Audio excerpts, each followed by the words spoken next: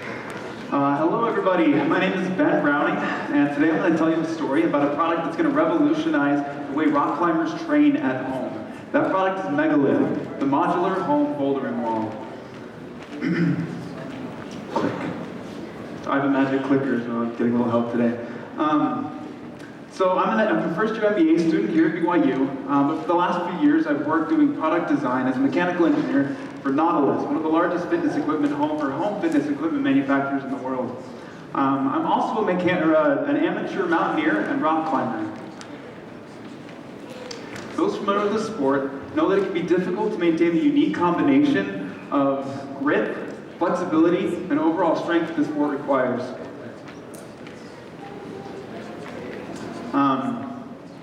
Having seen many friends go to great lengths to be able to find ways to climb at home to maintain these strengths, I knew that I could come up with a better solution, so I dug deeper. I created a Qualtrics survey and asked 50 climbers across the United States an open-ended question. If you could come up with any solution to fix this problem, what would it be? What would your preferred solution be? Overwhelmingly, the most common response, 38% of those responses, was that they would want a home bouldering wall. Now, for those unfamiliar with the sport, rock climbing deals primarily with vertical movement, going up and down, while bouldering is mostly side to side. And it stays a lot closer to the ground, making it a lot safer. You don't need a whole lot of safety equipment, but it still uses a lot of the same specialized skills and strengths that rock climbing does. Now, this desire for a bouldering wall is so strong that a lot of people actually build their own solutions at home. They build their own custom rock walls. The problem is that this is, you need to have specialized skills and a place to do this. Not to mention the result isn't exactly beautiful. So, 36% of those polled didn't have the space for a home solution. That's why they said that they didn't actually have anything. 4% of those polled, only 4% actually owned home equipment, while 43% said that they wanted a solution, but they just hadn't found something that met their needs.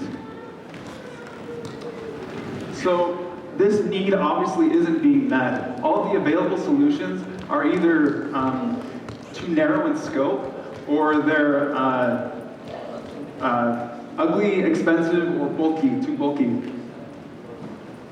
So inspiration struck when I was looking at some wall decor, and I thought, why not come up with a solution that's not only aesthetically pleasing, but could be installed on virtually any wall. So I iterated on concepts and bounced them off friends that were climbers, as well as fellow MBA students, and came up with a concept.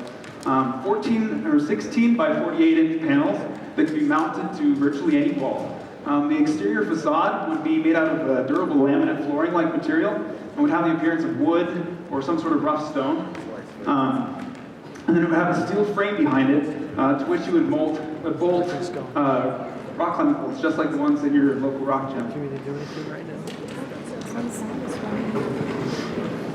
So now I needed to see if I could produce this at a cost that I could actually market it for. Through my survey results, I found that I need to hit a price point under $200, just as a rough estimate to get me going. So that put me at under $50 for what I needed to do to produce this. So I designed a concept and costed it out. The cost came to $18 for a pack of 2 of these, which put me at $72 for the retail cost. Now I needed to validate that my structural calculations were correct, so I built a physical prototype and installed it on my wall. I played around on it, invited some friends over and had them play around on it. It was rock solid, so I felt good and I moved on. So now I need to get some direct customer feedback on my concept. So I created I consulted Dr. DeRoja, a marketing research professor here at BYU, and asked him about best practices for getting fast feedback for this type of thing. I developed a plan. Click. So I called up the owner of the quarry, a rock gym here in Provo, and I went and I got permission to talk to his customers. I got some chips and salsa and went down and had one-on-one interviews with climbers as they were getting ready to climb. I asked them open-ended questions and then showed them pictures of my concept as well as my prototype. Click. Sorry, I should stop saying that. The response was It was really well received. People were visibly awed. The overall excitement score was an 8.5 out of 10. Surprisingly, a lot of the excitement was around the aesthetics of the product. People liked the way it looked. And this idea that I call creative expression, that through this product people can get creative with rock climbing and express that side of themselves at home. I then need to expand my scope outside of the Provo market. So I created another Qualtrics survey and asked 68 climbers, point blank, if you saw this product on Amazon today, would you buy it?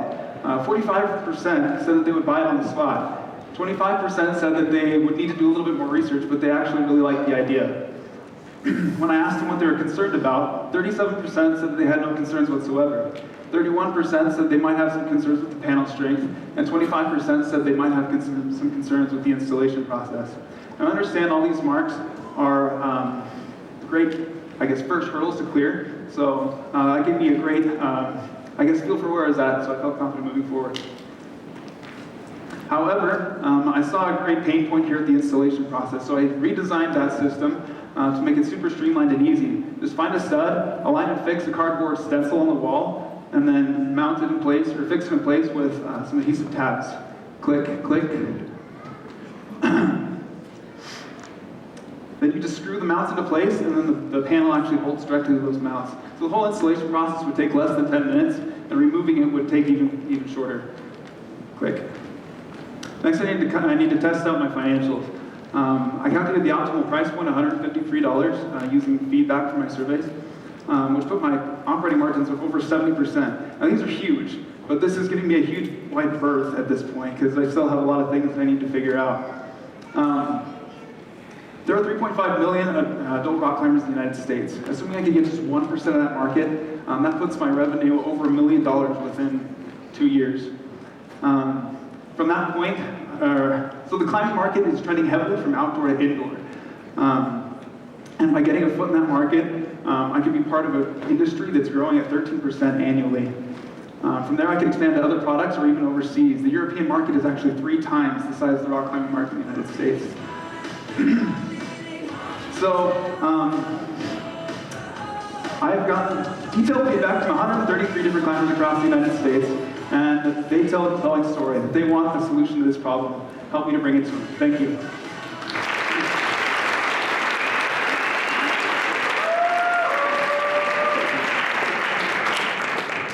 So my question is, why would I buy this from you versus making it myself, other than convenience? What would be the main value proposition to buy your product? If you've got the skills to bust something like that up that actually looks nice, go for it.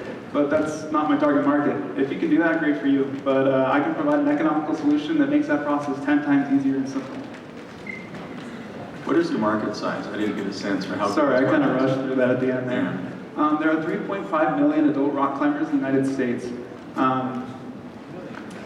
Yeah, I haven't broken it down a whole lot more than that, but I know that 39% of people in America shop online for their retail or for their sporting goods. So I used a few little, I guess, marketing research benchmarks to kind of narrow it down. And like I said, for my pro forma that I threw out there, I just assumed 1% of that market, that I could reach 1% of that market over the course of 10 years. So that's like 1%, 0.1% every year. It's a really small percentage of that market. And how big did it get? I didn't catch that. So my revenues in the first year would be around 800,000. Then I'd go up over, I think it was around 1.5, and then I'd max out around 400,000. I just mapped it to a general product lifecycle curve. So that's about what I assumed it would be. Thank you. On your product lifecycle curve, did you, maybe in your surveys or anything, did you explore the ability? Did you explore the ability for product upsells, selling new grips, selling new facades, whatever? This is just super baseline, one product, like, yeah, absolutely. Like I said, from here I could expand to a bunch of different stuff. This is just entry point. Question, on your competitor slide, you had a couple on there that seemed to be more expensive. Yeah. Is there anything different than yours from, say, like the Prism panels, other than yours looks better? Price point, they're $300 for one of those panels. I'm selling, they are a little bit larger, at the 36 inches across that hex that you saw. Mine are 48 inches by 16. I'd be selling a pack of 2 of them for, I mean, $153 is what the market told me to, but like I said, that's like 7 times or 8 times the cost of goods sold. So, like, I don't need to go that high. I can sell this for considerably more. cost effectively than they can. Gotcha. But if you did enter the market and they decided to compete with you, is there anything protecting you other than just your designs? At this point, no. I've talked to a patent attorney friend of mine, and we're looking into ways that we could get a patent on this, but I haven't made any movement in that direction yet. I've actually, I don't know if I've said this, I've been on this for about a month and a half yet so far, so still working on those things.